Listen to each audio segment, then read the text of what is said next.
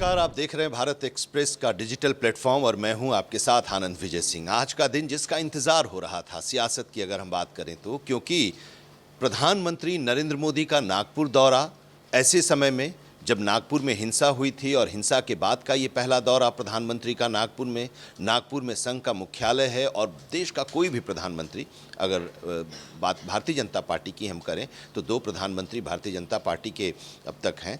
एक अटल बिहारी वाजपेयी प्रधानमंत्री रह चुके हैं और 2014 से अभी तक नरेंद्र मोदी हैं, लेकिन बतौर प्रधानमंत्री संघ के मुख्यालय में कोई नहीं गया, जिसको मात्र संगठन भारतीय जनता पार्टी बताती है, लेकिन देश की सत्ता में आने के बाद प्रधानमंत्री के तौर पर कोई नहीं गया। अटल बिहारी वाजपेयी हालांकि वहां पर गए, लेकिन जब वो प्रधानमंत्री नहीं थे तब वहां पर गए। मुख्यालय में नरेंद्र मोदी भी गए हैं 2012 और 2013 में, जब वो गुजरात के मुख्यमंत्री थे तब वहाँ पर वो गए हुए थे, लेकिन प्रधानमंत्री 2014 में जब बने तब वो नहीं गए। मोहन भागवत के साथ उन्होंने मंच ज़रूर साझा किया है, लेकिन नागपुर में संघ मुख्यालय में उन्होंने मंच साझा नहीं किया है। अभी अयोध्या में भी उन्होंने मंच साझा किया था और जो संबोधन था उनकी उपस्थिति में संबोधन भी हुआ था प्रधानमंत्री का, लेकिन बतौर प्रधानमंत्री पहली बार गए और इसको लेकर सबकी निगाहें टिकी हुई थी कि प्रधानमंत्री जब वहां जाएंगे और लोगों को संबोधित करेंगे तो फिर क्या बोलेंगे, और उनका ये जो दौरा है ये आने वाले दिनों में भारतीय जनता पार्टी की सियासत पर किस तरह का असर डालेगी। ये इसलिए भी कि 2024 का जो चुनाव हुआ था उस चुनाव से ठीक पहले एक इंटरव्यू आया था एक राष्ट्रीय दैनिक में बीजेपी के राष्ट्रीय अध्यक्ष जेपी नड्डा का, जिसमें उन्होंने कहा था कि हम यानी कि भारतीय जनता पार्टी सक्षम है और वो अब अपने बल पर आगे बढ़ रही है, किसी की ज़रूरत नहीं है। इसको आरएसएस से जोड़ा गया था और जो नतीजे आए थे उन नतीजों में भारतीय जनता पार्टी की सीटों की संख्या कम हुई थी। ऐसे में ये कहा जा रहा था कि एक दूरी बन गई आरएसएस और भारतीय जनता पार्टी का, उसी का ये प्रभाव था। इसीलिए ये दौरा काफ़ी अहम माना जा रहा था और वहाँ पर मुख्यालय में प्रधानमंत्री का जाना और सरसंघ चालक मोहन भागवत के साथ मंच साझा करना और वहाँ पर अपना संबोधन देना। अब इसको किस तरह से देखा जाए, ज़रा इसी को समझेंगे और हमारे साथ हमारे वरिष्ठ सहयोगी अजीत प्रताप जी हमारे साथ जुड़े हुए हैं। अजीत प्रताप सिंह जी, प्रधानमंत्री का दौरा, बतौर प्रधानमंत्री नरेंद्र मोदी का वहाँ पर दौरा आरएसएस मुख्यालय में, आज की इस सियासी हलचल जो है उसमें आप इसको किस तरह से देख रहे हैं और जो उनका संबोधन आया उसका विश्लेषण किस तरह से आप करेंगे? देखिए, संबोधन जो आया वो तो सीधे तौर पर ऐसा लग रहा था कि काफ़ी तारीफ़ की है और बताया कि दोनों एक ही हैं, अलग अलग नहीं हैं। और इस बात से कोई इनकार भी नहीं कर सकता कि आरएसएस बीजेपी का पैतृक संगठन है, पैटर्नल संगठन है।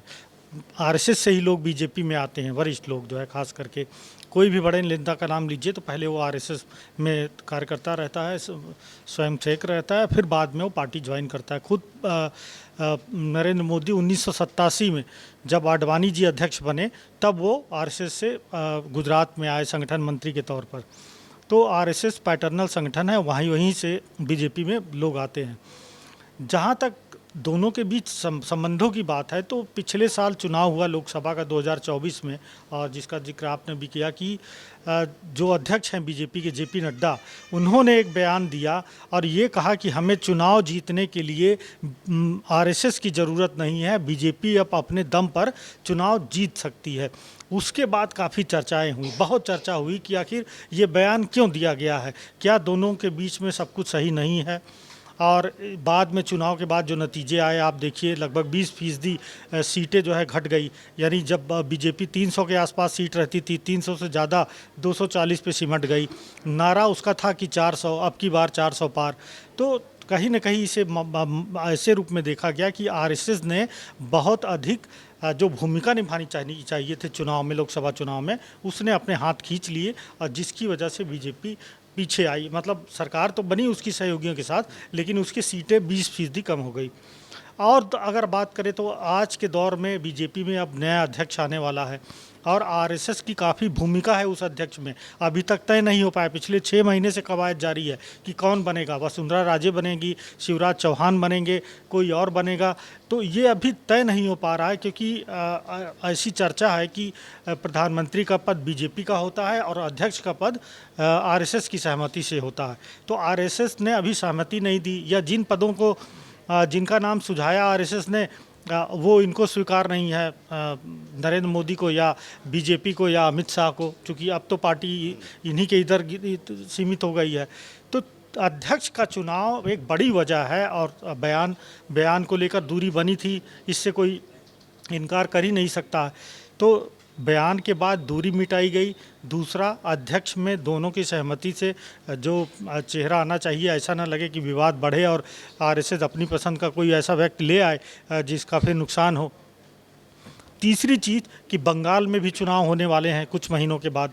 तो बंगाल का चुनाव में अगर आरएसएस एक्टिव नहीं रहता है, सक्रिय भूमिका में नहीं रहता है आरएसएस, तो बीजेपी सोच भी नहीं सकती कि वहाँ उसकी सरकार बन सकती है। तो ये 3 बड़ी वजह हैं कि एक, पिछले लोकसभा चुनाव के बाद जेपी नड्डा का बयान है, उसके बाद दोनों के बीच में दूरी। दूसरा, बीजेपी के अध्यक्ष नया चुना जाना है, इसके लिए एक तरह से सहमति बनाने की कवायद। और तीसरा कि बंगाल चुनाव में निश्चित तौर पर बिना आरएसएस के बीजेपी कुछ बड़ा हासिल नहीं कर सकती। तो 3 बड़ी वजहें हैं, और इसीलिए प्रधानमंत्री वहाँ नागपुर गए। इससे पहले कोई प्रधानमंत्री बीजेपी का या इनके सहयोगियों का नहीं गया।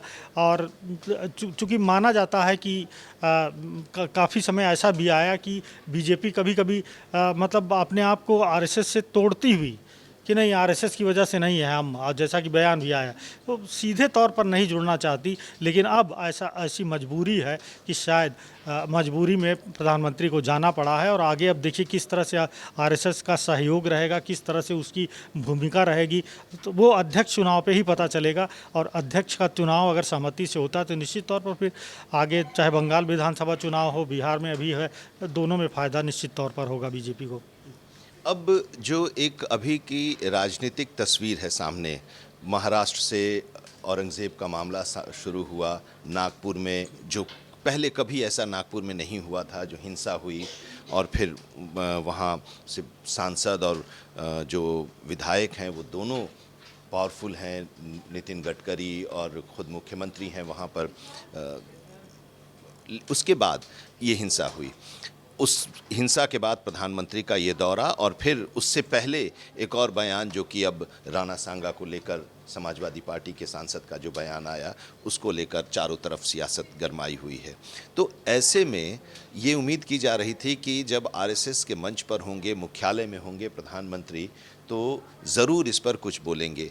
उनका कुछ संबोधन है, और अगर उनके संबोधन की कुछ पंक्तियों को हम देखें तो क्या आप उसको उससे जोड़कर देख रहे हैं? उन्हीं के शब्द हमने लिखा है जो उन्होंने बोला कि यदि हम अपने देश के इतिहास पर दृष्टि डालें तो सैकड़ों वर्षों की गुलामी और आक्रमणों के दौरान भारत की सामाजिक संरचना को मिटाने के लिए क्रूर प्रयास किए गए, लेकिन भारत की चेतना कभी समाप्त नहीं हुई, उसकी लौ जलती रही। भक्ति आंदोलन इसका एक उत्कृष्ट उदाहरण है।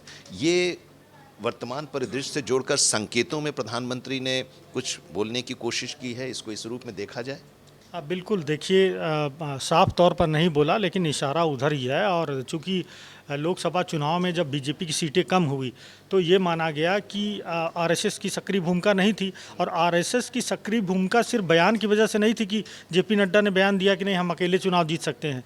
अकेले कहाँ चुनाव जीत सकते हैं, लेकिन आरएसएस की तरफ से ये माना गया कि जिस हिंदू पोस्टर बॉय की जो छवि थी प्रधानमंत्री नरेंद्र मोदी के, खास करके गुजरात में मुख्यमंत्री पद के दौरान, वो भारत के प्रधानमंत्री के तौर पर वो छवि नहीं रही है। वो हिंदू पोस्टर बॉय जो नरेंद्र मोदी था, अब वो पोस्टर बॉय यूपी के मुख्यमंत्री आदित्यनाथ जी बन गए हैं। और मोदी जी अब जो है उनकी छवि बदलने की कोशिश कर रहे हैं कि नहीं, हम जो कट्टरवाद है, जो कि पहले सब हमेशा सबको साथ लेकर चलने वाली, हाँ, तो इससे भी आरएसएस माना जा सकता है कि मतलब उसका तारतम्य नहीं था, मतलब एडजस्ट नहीं कर पा रहा था नए प्रधानमंत्री की इमेज के चलते।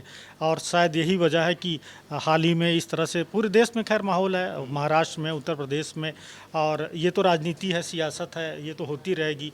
और सत्ता पाने के लिए तो राजनीतिक दल कुछ भी कर सकते हैं, मतलब लोगों की जान तक ले सकते हैं। तो माहौल बनाना कोई मतलब उसमें अपराध नहीं माना जा सकता। लेकिन सरकार की चुप्पी बड़ा सवाल उठा रही थी। लेकिन आज जिस तरह से खुलकर भले नहीं बोला, लेकिन इशारा उनका था कि भक्ति आंदोलन जिस तरह से उस समय कट्टरवाद था, हिंद सनातन संस्कृति को मिटाने की कोशिश की गई, लेकिन बावजूद इसके सनातन संस्कृति बनी रही। और अपने मिथक जो थे, ये भी इशारा था कि राणा सांगा, मीराबाई, ये सब जो है मतलब भक्ति आंदोलन ही तो है।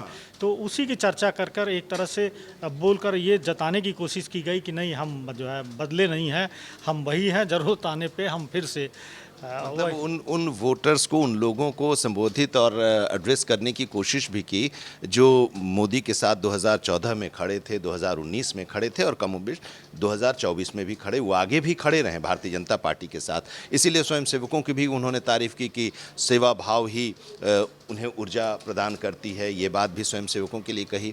गुलामी की जंजीरों को तोड़कर देश आगे बढ़ रहा है, चर्चा की। बीएनएस की उन्होंने चर्चा की, भारतीय न्याय संहिता की भी चर्चा की। इस तरह के साथ ही कि हम कानून जो अंग्रेज़ों का था वो बदल रहे हैं। तो ये सारी बातें जो कहने की कोशिश प्रधानमंत्री ने इस मंच से की है, तो ये माना जाए कि इससे अब संघ, और आपने शुरुआत में ये बात कही, वहीं से आखिर करना चाहेंगे, अंत करना चाहेंगे कि संघ और भारतीय जनता पार्टी के बीच थोड़ी बहुत जो भी तल्खी रही हो, जिसकी चर्चा होती रही है और हम लोग बात कर रहे हैं नड्डा के उस इंटरव्यू के बाद से, उसमें कुछ कमी आएगी? देखिए, कितना कमी आएगी ये तो बाद में चुनाव नतीजों से या अध्यक्ष कौन होगा उसके बाद तय हो पाएगा। लेकिन कोशिश ज़रूर की गई है प्रधानमंत्री के द्वारा, बीजेपी के द्वारा, कि जो कहीं सक्रिय भूमिका नहीं दिख रही थी आरएसएस की, और जिसके चलते बड़ा नुकसान हुआ बीजेपी को।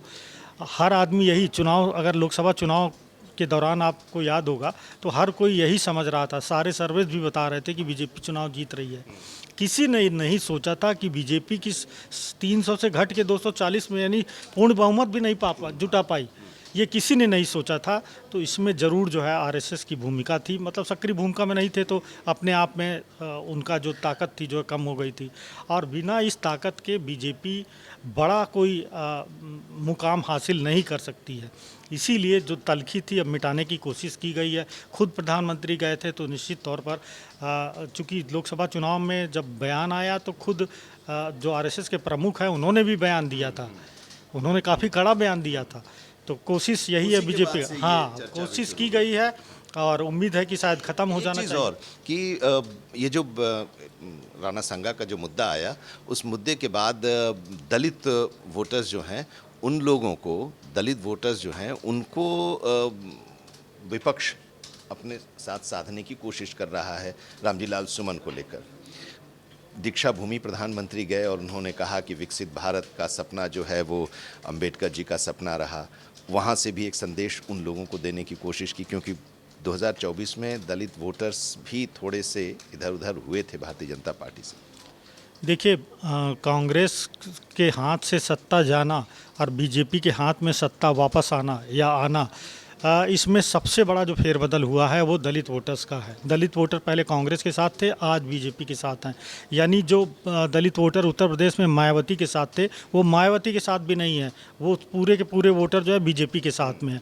अब कोशिश उत्तर प्रदेश में अखिलेश यादव पीडीए बनाकर कर रहे हैं, लेकिन बीजेपी नहीं चाहती कि ये चूँकि बड़ा वोट बैंक है तो ये वापस जाए। इसीलिए आप देखिए कि भले बीजेपी रामजी लाल सुमन के बयान का मतलब उससे गलत बता रही है, लेकिन जब दलित कार्ड फेंका गया कि अरे वो दलित हैं इसलिए हमला किया गया, अगर वो सवर्ण होते तो क्या आप ऐसा करते, तो वो चीज़ बड़ा सेंसिटिव है, तो उसको बचाने की कोशिश में है बीजेपी।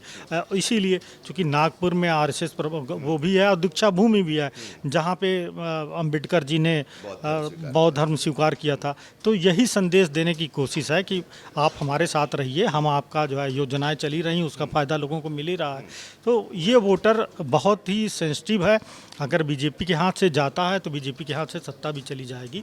इसीलिए वो अंबेडकर के उस स्थल पे गए, दीक्षा भूमि, और यही जताने की कोशिश की कि भाई दलितों के हम ही रखवाले हैं, बाकी सब तो बातें करते हैं। हमारी योजनाएं से भी लाभ मिल रहा है लोगों का, दलितों का।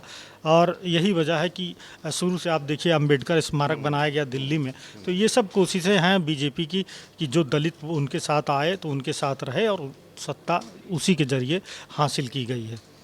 तो चलिए, अब प्रधानमंत्री का ये दौरा आरएसएस मुख्यालय, और इस आरएसएस मुख्यालय में प्रधानमंत्री नरेंद्र मोदी ने वहाँ लोगों को संबोधित किया। अब देखना है कि जो तल्खी जिसकी बात लगातार होती रही है सियासत में, तो वो तल्खी कितना कम होगा, और प्रधानमंत्री, भारतीय जनता पार्टी और आरएसएस एक बार फिर से एक साथ मिलकर आगे की तैयारियों में जुटेंगे। हालांकि प्रधानमंत्री इस मंच से हर वर्ग को और हर समस्याओं को सांकेतिक तौर पर ज़रूर एड्रेस किया है, और सबका साथ, सबका विकास, सबका प्रयास और सबका विश्वास, इसका भी ध्यान रखा है। और इसी मंत्र के साथ वो आगे बढ़ते हुए दिखाई भी दिए, क्योंकि उन्होंने भी कहा भी कि देव के साथ देश और राम के साथ राष्ट्र के मंत्र को लेकर ये सरकार चल रही है और देश को विकसित भारत बनाने में जुटी हुई है।